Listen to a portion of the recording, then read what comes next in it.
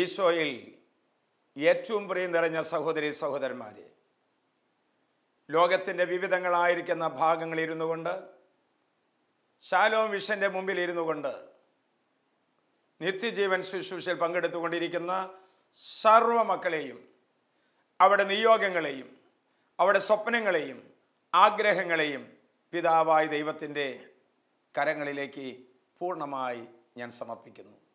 ഈശോയിൽ പ്രിയം നിറഞ്ഞ മക്കളെ, ഇന്ന് നമ്മൾ ചിന്തിക്കുന്ന വിഷയം ദൈവ സാന്നിധ്യം, ദൈവാനുഭവം. വചനം തരുന്നു 28-ാം സങ്കീർത്തനം 35-ാം തിരുവാക്യം. അങ്ങ് എനിക്ക് രക്ഷയുടെ പരിച നൽകി, അവിടുത്തെ വലത് കൈകൊണ്ട് എന്നെ താങ്ങി നിർത്തി, അവിടുത്തെ വാത്സല്യം നമ്മെ വലിയവരാക്കി. പ്രിയപ്പെട്ട മക്കളെ, ഇന്ന് നാം ആയിരിക്കുന്ന അവസ്ഥ, നമ്മുടെ കുടുംബം, നമ്മുടെ സ്ഥാപനം, ദൈവം രക്ഷയുടെ പരിച നൽകി അവിടുത്തെ വിജയകരമായ വലത് കൈക്ക് പിടിച്ച് അവിടുത്തെ വാത്സല്യം നൽകി വളർത്തിയതിൻ്റെ സ്മാരകങ്ങളാണ് നമ്മുടെ ജീവിതം, നമ്മുടെ കുടുംബം, നമ്മുടെ സ്ഥാപനം. പ്രിയപ്പെട്ടവരെ, ദൈവ സാന്നിധ്യം നിറഞ്ഞ സ്ഥലങ്ങളുണ്ട്, ദൈവ സാന്നിധ്യം നിറഞ്ഞ വ്യക്തികളുണ്ട്, ദൈവ സാന്നിധ്യം നിറഞ്ഞ അനുഭവങ്ങളുണ്ട്, ദൈവ സാന്നിധ്യം നിറഞ്ഞ ചിന്തകളുണ്ട്. അപ്പോസ്തല പ്രവർത്തനം 12-ാം അധ്യായത്തിൽ നാം വായിക്കുന്നു, പത്രോസിനെ പരസ്യ വിചാരണയ്ക്ക് പുറത്തു കൊണ്ടുവരുവാൻ ഹെരോദോസ് കൽപ്പിച്ച ദിവസത്തിന്റെ തലേ രാത്രി ഇരുമ്പ് ചങ്ങലകളാൽ ബന്ധിച്ചിരുന്ന പത്രോസ്, പടയാളിയുടെ നടുവിൽ കിടന്ന് ഉറങ്ങിയിരുന്ന പത്രോസ്, ഇതാ ദൈവത്തിന്റെ ദൂതൻ വന്ന് അവന്റെ മുമ്പിൽ പ്രത്യക്ഷനായി. ആ മുറി മുഴുവൻ പ്രകാശം കൊണ്ട് നിറഞ്ഞു. പത്രോസിന്റെ പാർശ്വത്തിൽ തട്ടിക്കൊണ്ട് പറഞ്ഞു, വേഗം എഴുന്നേൽക്കുക. അപ്പോൾ അവന്റെ എഴുന്നേറ്റ് നിന്നപ്പോൾ അവന്റെ കൈകളിലെ ചങ്ങലകൾ താനെ അഴിഞ്ഞു വീണു. പ്രിയപ്പെട്ടവരെ, ഒരുവന്റെ ജീവിതത്തിലേക്ക്, കുടുംബത്തിലേക്ക്, സ്ഥാപനത്തിലേക്ക് ദൈവത്തിന്റെ പ്രകാശം കടന്നു വരുമ്പോൾ, ദൈവ സാന്നിധ്യം കടന്നു വരുമ്പോൾ, ദൈവാനുഭവം കടന്നു വരുമ്പോൾ തിന്മയുടെ ചങ്ങലകൾ അഴിഞ്ഞു വീഴുന്നു. അത് താനെ അഴിഞ്ഞു വീഴുന്നു. യോഹന്നാന്റെ സുവിശേഷത്തിൽ നാം വായിക്കുന്നുണ്ട്, സ്നാപയോഹന്നാനും ശിഷ്യന്മാരും നിൽക്കുമ്പോൾ സ്നാപയോഹന്നാൻ പറഞ്ഞു, ഇതാ ദൈവത്തിന്റെ കുഞ്ഞാട്. ശിഷ്യന്മാർ ചെന്ന് യേശുവിനെ ചോദിച്ചു, റബ്ബി, അങ്ങ് എവിടെയാണ് താമസിക്കുന്നത്? ഈശോ പറഞ്ഞു, വന്ന് കാണുക. Come and see. എൻ്റെ പ്രിയപ്പെട്ടവരെ, യോഹന്നാന്റെ സുവിശേഷത്തിൽ വരിക, കാണുക എന്ന് പറഞ്ഞാൽ വിശ്വസിക്കുക എന്നാണ് അർത്ഥം. യോഹന്നാന്റെ സുവിശേഷം 3-ാം അധ്യായം 17-ാം വാക്യത്തിൽ നാം വായിക്കുന്നു, ഏക സത്യ ദൈവമായ അവിടത്തെയും അവിടെ നയിച്ച യേശു ക്രിസ്തുവിനെയും അറിയുക, അറിയുക എന്നതാണ് നിത്യജീവൻ. ഈ നിത്യജീവൻ ശുശ്രൂഷയിൽ സംബന്ധിച്ചുകൊണ്ടിരിക്കുമ്പോൾ എൻ്റെ മക്കളെ, യേശുവിനെ കൂടുതൽ അറിയാൻ, കൂടുതൽ സ്നേഹിക്കാൻ ദൈവമായ കർത്താവ് ഓരോരുത്തർക്കും കൃപ തരട്ടെ എന്ന് പ്രാർത്ഥിക്കുകയാണ്. ദൈവത്തെ കൂടുതൽ അറിയാൻ, അവിടുത്തെ സാക്ഷികളായി തീരാനായിട്ട് ശാലോം വിഷന്റെ മുമ്പിൽ ഇരിക്കുന്ന നിങ്ങൾക്ക് എല്ലാവർക്കും കൃപ കിട്ടട്ടെ. ഏതാനും നാളുകൾക്ക് മുമ്പ് ഒരു പുസ്തകത്തിൽ വായിക്കാനിടയായി, പാരീസ് യൂണിവേഴ്സിറ്റിയിലെ ഒരു യുവതി മദർ തെരേസയെ കാണുവാൻ ആഗ്രഹമുണ്ടായി. മാതാപിതാക്കന്മാരോട് വിവരം അറിയിച്ചു, എൻ്റെ ഫൈനൽ എക്സാമിനേഷൻ മുമ്പ് കുറച്ചുനാൾ മദർ തെരേസയുടെ കൂടെ ജീവിക്കണം. മദർ തെരേസയെ വിളിച്ച് സമയം എല്ലാം തിട്ടപ്പെടുത്തി. അങ്ങനെ യുവതി മദർ തെരേസയുടെ ഭവനത്തിലെത്തി. മദർ പറഞ്ഞു, രാവിലെ ഇവിടെ ആരാധനയുണ്ട്, നിങ്ങൾക്ക് സായങ്കാലത്ത് ഇവിടെ ഹോം ഫോർ ദി ഡൈയിങ്, മരണവുമായി മല്ലടിച്ച് രോഗികളായി കിടക്കുന്നുണ്ട്. അവരെ പോയി സന്ദർശിക്കാം. എൻ്റെ പ്രിയപ്പെട്ടവരെ, ഓരോ പ്രഭാതത്തിലും ദിവ്യകാരുണ്യനാഥന്റെ സന്നിധിയിൽ ഇരുന്നു കൊണ്ട് ദൈവാന്വേഷിയായ ദൈവസ്നേഹം നിറഞ്ഞ പെൺകുട്ടി പ്രാർത്ഥിച്ചു. പോകുന്നതിനേക്കാൾ ഒരു ദിവസം മുമ്പ് മദർ തെരേസയെ കെട്ടിപ്പിടിച്ചുകൊണ്ട് അവൾ പറഞ്ഞു, എൻ്റെ പ്രിയപ്പെട്ടവരെ, ഞാൻ യേശുവിനെ കണ്ടു, അൾത്താരയുടെ ബലിയിൽ യേശുവിനെ കണ്ടു, മരണവുമായി മല്ലടിച്ച് കിടക്കുന്ന രോഗികളിൽ ഞാൻ യേശുവിനെ കണ്ടു. എൻ്റെ മകളെ, നമ്മൾ ദിവ്യബലിയിൽ പോകുന്നവരാണ്, ദിവ്യബലിയിൽ സംബന്ധിക്കുന്നവരാണ്, വിശുദ്ധ കുർബാന സ്വീകരിക്കുന്നവരാണ്, ജപമാല ചൊല്ലുന്നവരാണ്, കരുണയ്ക്കായി പ്രാർത്ഥിക്കുന്നവരാണ്.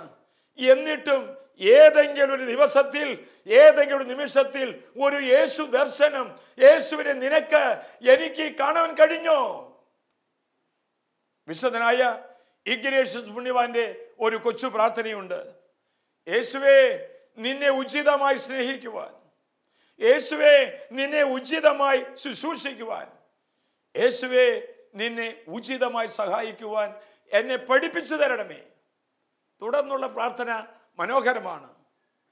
വില എണ്ണി നോക്കാതെ കൊടുക്കുവാൻ, മുറിവുകൾ ശ്രദ്ധിക്കാതെ യുദ്ധം ചെയ്യുവാൻ, വിശ്രമമില്ലാതെ അധ്വാനിക്കുവാൻ, പ്രതിഫലം നോക്കാതെ ജോലി ചെയ്യുവാൻ നീ എന്നെ പഠിപ്പിക്കണമേ. എനിക്ക് ഒന്ന് മാത്രം മതി, ഞാൻ ചെയ്യുന്നത് നിന്റെ ഇഷ്ടമാണെന്ന് എന്നെ നീ പഠിപ്പിച്ചു തരണമേ, അറിയിച്ചു തരണമേ. പ്രിയപ്പെട്ടവരെ, ദൈവത്തിന്റെ ഇഷ്ടം പ്രവർത്തിക്കാൻ, ദൈവ സാന്നിധ്യത്തിൽ വ്യാപരിക്കാൻ എൻ്റെ പ്രിയ മക്കൾക്ക് 3 സന്ദേശങ്ങളാണ് തരുന്നത്. ഒന്ന്, വിശ്വാസത്തിൽ വളരണം. വിശ്വാസമില്ലാതെ ആർക്കും തന്നെ ദൈവത്തെ മഹത്വപ്പെടുത്തുവാനായിട്ട് സാധ്യമല്ല. വിശ്വസിക്കണം. ഞാൻ സഞ്ചരിക്കുന്ന വാഹനത്തിൽ നിയന്ത്രിക്കുന്ന ഡ്രൈവറെ വിശ്വസിക്കണം. ഞാൻ ഭക്ഷണം കഴിക്കാൻ പോകുന്ന സ്ഥലത്തെ പാചകക്കാരനെ വിശ്വസിക്കണം. വിശ്വാസം ഉണ്ടായാൽ മാത്രമേ ജീവിതത്തെ സ്വർഗോന്മുഖമായി നയിക്കാൻ സാധിക്കുക.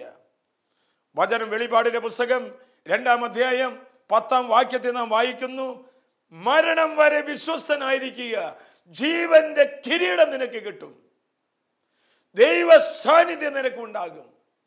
എന്തുമാത്രം ഞാൻ ദൈവത്തിൽ വിശ്വസിക്കുന്നുവോ, ആ വിശ്വാസം ഏറ്റുപറയുന്നുവോ, അതിനനുഗുണമായിട്ടാണ് നമ്മളിലേക്ക് നിത്യജീവൻ, ദൈവാനുഭവം, ദൈവ സാന്നിധ്യം കടന്നു വരുന്നത്.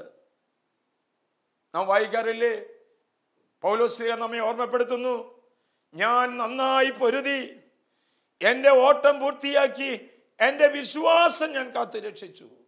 വിശ്വാസത്തിനുവേണ്ടി ജീവത്യാഗം ചെയ്തിട്ടുള്ള എത്രയോ രക്തസാക്ഷികൾ, എത്രയോ മഹാന്മാർ, എത്രയോ വിശുദ്ധന്മാർ തിരുസഭാ ചരിത്രത്തിലുണ്ട്. നീ വിശ്വസിച്ച് പ്രാർത്ഥിച്ചാൽ അത്ഭുതകരമായ അടയാളം നിന്നിൽ സംഭവിക്കും.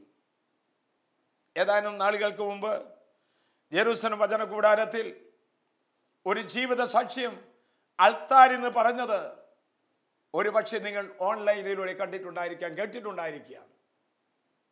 എൻ്റെ പ്രിയപ്പെട്ടവരെ, ആൽഫി സിബി ദമ്പതികൾ വിവാഹം കഴിഞ്ഞ് നാളുകൾ ഏറെയായിട്ടും കുഞ്ഞുങ്ങൾ ഉണ്ടാകാത്തതിൻ്റെ പേരിൽ ഡോക്ടർമാരെ പലരെയും കണ്ടു, പല സ്ഥലങ്ങളിൽ പ്രാർത്ഥിക്കാൻ പോയി. അങ്ങനെ ഒരു വേള ജെറൂസലേമിൽ വന്ന് പ്രാർത്ഥിക്കാൻ വന്നു. അവരെ കണ്ടപ്പോൾ താമസിച്ചുള്ള ധ്യാനത്തിൽ പങ്കുചേരാൻ ഞാൻ ആവശ്യപ്പെട്ടു. അവർ താമസിച്ചുള്ള ധ്യാനത്തിൽ കൂടി. പ്രിയപ്പെട്ടവരെ, താമസിച്ച് ധ്യാനത്തിൽ കൂടുമ്പോൾ നമ്മുടെ ഹൃദയത്തിലുള്ള എല്ലാ അശുദ്ധിയും, എല്ലാ അന്ധകാരവും, എല്ലാ അജ്ഞതയും എടുത്തു മാറ്റി ദൈവത്തിന്റെ പരിശുദ്ധാത്മാവ് നമ്മൾക്ക് കടന്നു വരുന്ന സമയമാണ്. അവർ നന്നായി പ്രാർത്ഥിച്ചു, ആഴമുള്ള കുമ്പസാരം നടത്തി, വലിയതായിരിക്കുന്ന ആത്മാവിന്റെ അഭിഷേകം സ്വീകരിച്ച് വളരെ സന്തോഷത്തിൽ പോകുമ്പോൾ അവർക്ക് കൊച്ചു പ്രാർത്ഥന ഞാൻ കൊടുത്തു. ദിവ്യ വൈദ്യനും ഔഷധവുമായ യേശുവേ, എന്നിലും എൻ്റെ ജീവിതത്തിലും വന്ന് നിറയണമേ, സന്താന ഭാഗ്യം നൽകി അനുഗ്രഹിക്കണമേ, പ്രാർത്ഥിക്കാനായിട്ട് അങ്ങനെ പ്രാർത്ഥിച്ചു. ഏതാനും നാളുകൾ കഴിഞ്ഞപ്പോൾ ആൽഫി ഗർഭിണിയായി. 2 മാസം കഴിഞ്ഞപ്പോൾ ഡോക്ടർമാരെ കാണിക്കാൻ ചെന്നപ്പോൾ ഡോക്ടർ പറഞ്ഞു, 1-ൽ കൂടുതൽ കുഞ്ഞുങ്ങളുണ്ട്, നന്നായി ശ്രദ്ധിക്കണം. ആ ഇടയ്ക്ക് ജെറൂസലം ഏറ്റെടുത്ത് നടത്തിയിരുന്ന തെക്കൻ താണിശ്ശേരിയിലെ നിത്യജീവൻ കൺവെൻഷനിൽ കടന്നു ചെന്നപ്പോൾ ഒരു പറ്റം ആളുകളാണ് വന്നിരിക്കുന്നത്. അവളുടെ കൂടെ ആൽഫി, സിബി, അവിടെ മാതാപിതാക്കന്മാർ, അതിൻ്റെ ബന്ധുജനങ്ങൾ എല്ലാവരും കൂടെ വന്നിരിക്കുന്നത്. ഞാൻ ചോദിച്ചു, എന്ത് എല്ലാവരും കൂടി വന്നിരിക്കുന്നത്? ആൽഫിക്ക് ഭയങ്കര ഭയമാണ്. ഈ കൺവെൻഷൻ സംബന്ധിച്ച് നന്നായി പ്രാർത്ഥിക്കാൻ വേണ്ടി ഞങ്ങൾ എല്ലാവരും കൂടി ആൽഫിയെ ശക്തിപ്പെടുത്താൻ വേണ്ടി വന്നിരിക്കുകയാണ്. നോക്കുക, ഒരു കുടുംബം മുഴുവൻ സപ്പോർട്ട് ചെയ്യുന്ന കണ്ടോ. അവർ ഒരുമിച്ച് ഒന്ന് പ്രാർത്ഥിച്ചു. സമയത്തിൻ്റെ പൂർണ്ണതയിൽ ആൽഫി പ്രസവിച്ചു. ഒറ്റ പ്രസവത്തിൽ 3 കുഞ്ഞുങ്ങളെയാണ് നൽകിയത്. കുഞ്ഞുങ്ങളുടെ പേരുകൾ ഞാൻ എഴുതി വെച്ചിട്ടുണ്ട്: എയ്ബൽ, ഈഡൻ, ഇയാൻ. ഈ 3 കുട്ടികളെയും കൊണ്ട്, കുഞ്ഞുങ്ങളെ കൂട്ടിക്കൊണ്ട് ജെറൂസലം വചനകൂടാരത്തിൻ്റെ അൾത്താരയിൽ സാക്ഷ്യം പറയുന്നത് കേട്ടുകഴിഞ്ഞപ്പോൾ എൻ്റെ ഹൃദയം ദൈവത്തിൻ്റെ പക്കലേക്ക് ഉയർന്നു. ദൈവമേ, അവിടുന്ന് എത്രയോ നല്ലവനാണ്. അവിടുത്തെ സാന്നിധ്യം അനുഭവിച്ചു കഴിഞ്ഞപ്പോൾ ആ കുടുംബത്തിന് കിട്ടിയ വലിയ രക്ഷ, വലിയ ദൈവാനുഭവത്തിന് അവർ നന്ദി പറഞ്ഞ് 10,000 സാക്ഷ്യം പറഞ്ഞ് ഞാൻ ഓർക്കുകയാണ്. വിശ്വസിക്കുക, എന്നിലും നമ്മിലും അത്ഭുതങ്ങൾ നടക്കും. ദൈവസാന്നിധ്യത്തിന്റെ രണ്ടാമത്തെ കാര്യം വിശുദ്ധിയുള്ളവരായി തീരുക. വിശുദ്ധി കൂടാതെ ആർക്കും തന്നെ ദൈവത്തെ പ്രസാദിപ്പിക്കുവാൻ സാധ്യമല്ല. എൻ്റെ പ്രിയപ്പെട്ടവരെ, ദൈവത്തിൻ്റെ സ്വഭാവം എൻ്റെ മാനുഷികതയിലേക്ക് അലിഞ്ഞു ചേരുന്നതിനെയാണ് വിശുദ്ധി എന്ന് പറയുന്നത്. അതിൻ്റെ വളർച്ചയാണ് വിശുദ്ധിയുടെ വളർച്ച എന്ന് പറയുന്നത്. ദൈവത്തിൻ്റെ സ്വഭാവം എന്ന് പറഞ്ഞാൽ കരുണ, വിശ്വസ്തത, സ്നേഹം. ഈ ദൈവിക സ്വഭാവങ്ങൾ എന്നിലേക്ക് വളരുന്നതനുസരിച്ചിട്ടാണ് വിശുദ്ധി എന്നിൽ വളരുന്നത്. പ്രിയപ്പെട്ടവരെ, വിശുദ്ധി ഉള്ളവരെ സ്വർഗത്തിന് വലിയ ബഹുമാന്യതയാണ്. വിശുദ്ധി ഉള്ളവരെ സ്വർഗം വിലമതിക്കുന്നു. അവരുടെ ഒരു വാക്ക് പോലും പാഴായി പോകുകയില്ല. അതുകൊണ്ടാണ് ജ്ഞാനത്തിന്റെ പുസ്തകത്തിൽ 5-ാം അധ്യായം 19-ാം വാക്യത്തിൽ നാം വായിക്കുന്നു, വിശുദ്ധി അജയമായ പരിചയാണ്. ഈ പരിച നമ്മുടെ ജീവിതത്തിൽ ആരൊക്കെ അണിയുന്നുണ്ടോ അവർ ലോകത്തിന്റെ അജയമായ ശക്തികളായിട്ട് രൂപാന്തരം പ്രാപിക്കും. എൻ്റെ പ്രിയപ്പെട്ടവരെ, എൻ്റെ ചിന്തയിൽ വിശുദ്ധി വേണം, എൻ്റെ കാഴ്ചയിൽ വിശുദ്ധി വേണം, എൻ്റെ കുടുംബത്തിൽ വിശുദ്ധി വേണം, എൻ്റെ പെരുമാറ്റങ്ങളിൽ വിശുദ്ധി വേണം. വിശുദ്ധി എന്ന് പറയുന്നത് അജയമായ പരിചയാണ് എന്നാണ് ജ്ഞാനത്തിൻ്റെ പുസ്തകത്തിൽ നമ്മെ പഠിപ്പിച്ചു തരുന്നത്. അവസാനമായി തീക്ഷ്ണത. തീക്ഷ്ണത നമുക്ക് വേണം. നമ്മുടെ ഏത് ജോലികളിലാണെങ്കിലും ഏത് ശുശ്രൂഷകളിലാണെങ്കിലും തീക്ഷ്ണത നമ്മുടെ ജീവിതത്തെ ചൂഴ്ന്നു നിൽക്കാൻ ഞാൻ പ്രാർത്ഥിക്കുകയാണ്. റോമക്കാർക്ക് എഴുതിയ ലേഖനം 12-ാം അധ്യായം 11-ാം വാക്യത്തിൽ തീക്ഷ്ണതയിൽ മാന്യം കൂടാതെ ആത്മാവിൽ ജ്വലിക്കുന്നവരായി ശുശ്രൂഷ ചെയ്യണം. നമ്മുടെ പ്രവർത്തനങ്ങൾക്ക് തീക്ഷ്ണതയുണ്ടാകണം. നമ്മുടെ പ്രവർത്തനങ്ങളിൽ വിശ്വാസം ഉണ്ടാകണം. നമ്മുടെ പ്രവർത്തനങ്ങളിൽ വിശുദ്ധി ഉണ്ടാകണം. അപ്പോഴാണ് ദൈവമേ നിനക്ക് നന്ദി, ദൈവമേ നിനക്ക് സ്തുതി എന്ന് നമ്മുടെ ജീവിതത്തിൽ പറയാൻ സാധിക്കുക. നമ്മുടെ കൃപകളെ ചോർത്തിക്കളയുന്ന ഒരു സാഹചര്യത്തിലേക്ക് മക്കളെ നിങ്ങൾ കടന്നു പോകരുത്. നമ്മുടെ വിശ്വാസത്തിന് തുരങ്കം വെക്കുന്ന, നമ്മുടെ വിശുദ്ധിക്ക് തുരങ്കം വെക്കുന്ന, നമ്മുടെ തീക്ഷ്ണതയ്ക്ക് തുരങ്കം വെക്കുന്ന ഒരു സാഹചര്യങ്ങളിലേക്കും ഒരു ബന്ധങ്ങളിലേക്കും കടന്നു പോകരുത് എന്ന് ദൈവത്തിൻ്റെ പരിശുദ്ധാത്മാവ് നമ്മെ ഓരോരുത്തരെയും ഓർമ്മിപ്പിക്കുകയാണ്. ലക്ഷ്യത്തെ കണ്ടുകൊണ്ട് വേണം ജീവിക്കാൻ. എന്താണ് ലക്ഷ്യം എന്ന് പറയുന്നത്? ഒരു ക്രിസ്ത്യാനിയുടെ ലക്ഷ്യം എന്താണ്? യേശുവിനെ അറിഞ്ഞ്, ദൈവത്തെ അറിഞ്ഞ്, സ്നേഹിച്ച് നിത്യാനന്ദം, നിത്യജീവൻ പ്രാപിക്കുക എന്നുള്ളതാണ് ക്രൈസ്തവ ജീവിതത്തിന്റെ ലക്ഷ്യം. ഒരു ഓട്ടക്കാരന് ലക്ഷ്യമുണ്ട്, അവൻ ഓടി ഉന്നതനായി തീരണം. ഒരു ഫുട്ബോൾ പ്ലെയർക്ക് ലക്ഷ്യമുണ്ട്, പോസ്റ്റിൽ ഗോൾ അടിക്കണം. പ്രിയപ്പെട്ടവരെ, ഒരു ക്രിസ്ത്യാനിയുടെ ലക്ഷ്യം എന്ന് പറയുന്നത് ദൈവത്തെ അറിഞ്ഞ്, സ്നേഹിച്ച്, അവിടുത്തെ അനുഗമിച്ച്, അവിടുത്തെ സാക്ഷ്യം നൽകുന്നതാണ് ഒരു ക്രൈസ്തവന്റെ ജീവിത ലക്ഷ്യം എന്ന് പറയുന്നു. ഓരോരുത്തരും ജീവിത ലക്ഷ്യത്തിൽ നിന്ന് പിന്മാറ്റുന്ന മേഖലകളിൽ നിന്ന് വിട്ടുമാറാൻ ദൈവത്തിൻ്റെ പരിശുദ്ധാത്മാവ് സന്ദേശം തരികയാണ്. ചരിത്രത്തിലേക്കൊന്ന് കടന്നു ചെല്ലുക. ക്രിസ്റ്റഫർ കൊളംബസ്, അവൻ ദരിദ്രനായിരുന്നു. ഒരു നേരത്തെ ഭക്ഷണത്തിന് പോലും ആഹാരത്തിന് പോലും വകയില്ല. പക്ഷേ ആത്മീയമായ സമ്പത്തുണ്ടായിരുന്നു. അവൻ തന്നെ കൂട്ടുകാരും ഒരുമിച്ച് യാത്ര പുറപ്പെടുകയാണ്. ഏതാനും നാൾ കഴിഞ്ഞപ്പോഴേക്കും അവിടെ കൈവശമുണ്ടായിരുന്ന ഭക്ഷണം തീർന്നുപോയി. ഇതാ കാറ്റുകൾ പ്രതികൂലമായി. സമൂഹത്തിൽ നിന്ന് പിറുപിറുപ്പ് തുടങ്ങി. കുറ്റപ്പെടുത്തൽ പറഞ്ഞു. കൊളംബസ്, നമുക്ക് തിരിച്ചു പോകുന്നതാണ് ബുദ്ധി. കൊളംബസ് പറഞ്ഞു, നോ നോ, ലക്ഷ്യത്തിൽ എത്തിച്ചേരണം. നമുക്ക് അവരെ ശക്തിപ്പെടുത്തി, അവരെ ബലപ്പെടുത്തി. അലറി മറയുന്ന കടലിന്റെ നടുവിലൂടെ നടന്നു നീങ്ങുമ്പോഴും ദൈവത്തിൽ ശരണം വെച്ച് കൊളംബസിന്റെ ഇച്ഛാശക്തി കൊണ്ട് അവർ മുന്നോട്ട് നീങ്ങി. അങ്ങനെ ദിവസങ്ങൾക്ക് ശേഷം അവർ ലക്ഷ്യത്തിൽ എത്തിച്ചേർന്നു.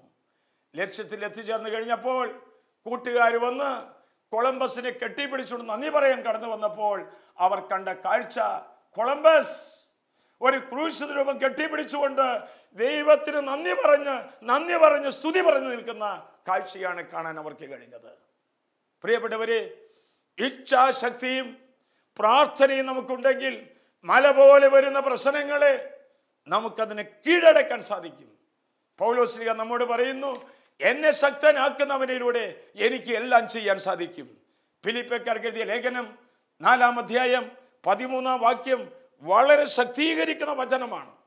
മനഃശക്തി ചോർന്നു പോകുമ്പോൾ, നമ്മൾ ഭീരുക്കളായി തോന്നുമ്പോൾ ഈ വചനം നിന്റെ മുറിയിൽ നടന്ന് പറയുക, നീ നടക്കുന്ന വഴിത്താരയിൽ നിന്ന് പറയുക, എന്നെ ശക്തനാക്കുന്നവനിലൂടെ എനിക്ക് എല്ലാം ചെയ്യാൻ സാധിക്കും. പ്രിയപ്പെട്ടവരെ, ഈശോയിൽ നിന്ന് എനിക്ക്, എൻ്റെ കുടുംബത്തിന്, എൻ്റെ മക്കൾക്ക് ലഭിക്കാൻ പോകുന്ന സമ്മാനത്തെ കുറിച്ചുള്ള ഓർമ്മയാണ്. എല്ലാം സഹിക്കാൻ, എല്ലാം ക്ഷമിക്കാൻ, എല്ലാം വിട്ടുകൊടുക്കാൻ, തോറ്റുകൊടുക്കാൻ നമുക്ക് ശക്തി തരുന്നത്. Praise the Lord, praise the Lord. Eesho ഇന്ന് ലഭിക്കാൻ പോകുന്ന നിത്യ സമ്മാനത്തെ കുറിച്ചുള്ള ഓർമ്മയാണ് ഈ ലോക ജീവിതത്തിലെ ക്ലേശങ്ങളെ സഹിക്കുവാനായിട്ടുള്ള പ്രത്യേകമായ അനുഗ്രഹം തരുന്നത്. പൗലോസ്ലീഹ പറയുന്നു, വെളിപ്പെടാനിരിക്കുന്ന മഹത്വത്തോട് തുലനം ചെയ്യുമ്പോൾ ഇന്നത്തെ കഷ്ടതകൾ തുലോം നിസ്സാരമായി കരുതാൻ നമുക്ക് കഴിയണമെങ്കിൽ, എൻ്റെ പ്രിയപ്പെട്ട മക്കളെ, നമുക്ക് ലഭിക്കാനിരിക്കുന്ന സമ്മാനത്തെക്കുറിച്ചുള്ള ഓർമ്മ നമ്മുടെ ജീവിതത്തിൽ ഉണ്ടാകണം. നിത്യജീവനെ കുറിച്ചുള്ള ഓർമ്മ നമുക്കുണ്ടാകണം. ദൈവ സാന്നിധ്യത്തെക്കുറിച്ചുള്ള ഓർമ്മ നമുക്കുണ്ടാകണം. ദൈവാനുഭവത്തെക്കുറിച്ചുള്ള അനുഭവം നമുക്കുണ്ടാകണം. ഞാൻ ഇവിടെ നിൽക്കുമ്പോൾ ദൈവത്തിൻ്റെ പരിശുദ്ധാത്മാവ് ഒരു മഹാനായ മനുഷ്യൻ ഓർമ്മപ്പെടുത്തി തരുന്നുണ്ട്. ടെൻസിങ്. കൊച്ചുനാളിൽ ടെൻസിങ് തൻ്റെ അപ്പൂപ്പൻ്റെ കൂടെ നടന്നു പോകുന്ന സമയത്ത് ടെൻസിങ് ചോദിച്ചു, അപ്പൂപ്പ, ഈ കാണുന്നത് എന്താണ്? അപ്പൂപ്പൻ പറഞ്ഞു, ഇത് മഞ്ഞുമലയാണ്. മഞ്ഞുമല, ആരും കയറാത്ത മഞ്ഞുമല. അതിൻ്റെ പേരാണ് എവറസ്റ്റ്. കൊച്ചു ടെൻസിങ്ങിൻ്റെ ഹൃദയത്തിൽ എഴുതി വെച്ചു, ആരും കയറാത്ത, ആരും കടന്നു ചെല്ലാത്ത ഈ എവറസ്റ്റിൻ്റെ മുകളിൽ എനിക്ക് കയറണം. അവിടെ വിജയത്തിൻ്റെ പതാക നാട്ടണം. അവൻ്റെ പഠനം, അവൻ്റെ പരിശീലനം ഒക്കെ ഇതിനെ ലക്ഷ്യമാക്കിക്കൊണ്ടായിരുന്നു. പ്രായപൂർത്തിയായപ്പോൾ പർവ്വതാരോഹണ സംഘത്തിൽ ചേർന്നു. അതിൻ്റെ കാര്യങ്ങൾ മനസ്സിലാക്കി. അവൻ അറിഞ്ഞു, അതിൻ്റെ ബുദ്ധിമുട്ടുകൾ മനസ്സിലാക്കി, അതിൻ്റെ ക്ലേശങ്ങൾ മനസ്സിലാക്കി, അതിന് പരിശീലനം കിട്ടി. പർവ്വതാരോഹണ സംഘത്തിലൂടെ യാത്രയായി. ആദ്യത്തെ പ്രാവശ്യം കയറിയപ്പോൾ ഏകദേശം നെറുകെ എത്തുന്നതിനേക്കാൾ മുമ്പ് ന്യൂമോണിയ ബാധിച്ച്, പനി ബാധിച്ച് താഴേക്ക് ഇറങ്ങേണ്ടി വന്നു.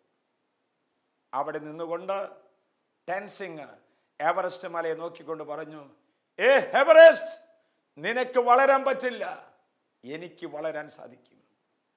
ഇന്ന് ഈ നിത്യജീവൻ ശുശ്രൂഷ പങ്കെടുത്തുകൊണ്ടിരിക്കുന്ന എല്ലാ മക്കളോടും ഞാൻ ആവശ്യപ്പെടുകയാണ്, തിന്മയെ കീഴടക്കാനായിട്ട് സാധിക്കാതെ വരുമ്പോൾ ദൈവമായ കർത്താവ് പറയുന്നു, തിന്മയെ നന്മ കൊണ്ട് കീഴടക്കുവിൻ. നീ അഹങ്കാരമാണെങ്കിൽ നിന്നെ വിനീതനാക്കാൻ നീ ശ്രമിക്കുക. നിന്നിൽ വൈരാഗ്യമുണ്ടെങ്കിൽ സ്നേഹത്തിന്റെ വിത്തുപാകാൻ ശ്രമിക്കുക. നിന്നിൽ വിദ്വേഷമുണ്ടെങ്കിൽ സ്നേഹത്തിന്റെ ഒരു തരംഗമായി തീരാൻ ശ്രമിക്കുക. നിന്നിൽ ജഡികതയുണ്ടെങ്കിൽ പരിശുദ്ധിയിലേക്ക് കടന്നു വരിക. ദ്രവ്യാഗ്രഹമുണ്ടെങ്കിൽ ദരിദ്രമായി ജീവിക്കാനായിട്ട് ശ്രമിക്കുക. എൻ്റെ പ്രിയപ്പെട്ടവരെ, ദൈവമായ കർത്താവ് പറയുന്നു, ഞാൻ നിനക്ക് രക്ഷയുടെ പരിച നൽകിയില്ലേ? എൻ്റെ വിജയകരമായ വലത് കൈ കൊണ്ട് നിന്നെ താങ്ങി പിടിച്ചില്ലേ? എൻ്റെ വാത്സല്യം നിന്നെ വലിയവനാക്കി തീർത്തില്ലേ? പ്രാർത്ഥന കൂടാതെ പഠിക്കുക, പ്രാർത്ഥന കൂടാതെ ജോലി ചെയ്യുക, പ്രാർത്ഥന കൂടാതെ ശുശ്രൂഷ ചെയ്യുക, ഇത് പിശാചിൻ്റെ തന്ത്രമാണ്. ഇതാ ഞങ്ങൾ പ്രാർത്ഥനയോടെ അവിടുത്തെ തിരുമുമ്പിൽ നിൽക്കുന്നു. ദൈവമേ, വിശ്വാസത്തിൻ്റെ തീജ്വാലകളായി ഞങ്ങൾ മാറട്ടെ. വിശുദ്ധിയുടെ അഗ്നിക്കടലായി ഞങ്ങൾ മാറട്ടെ. തീഷ്ണ കൊടുങ്കാറ്റ് ഞങ്ങൾ ഇന്ന് പൊട്ടിപ്പുറപ്പെടട്ടെ. അങ്ങനെ ദൈവരാജ്യ വിസ്തൃതി ലോകം മുഴുവനും നിറയുവാൻ ഇടവരുത്തണമേ. ലോകം മുഴുവനിലും നിറയുവാൻ ഇടവരുത്തണമേ. ആമേൻ.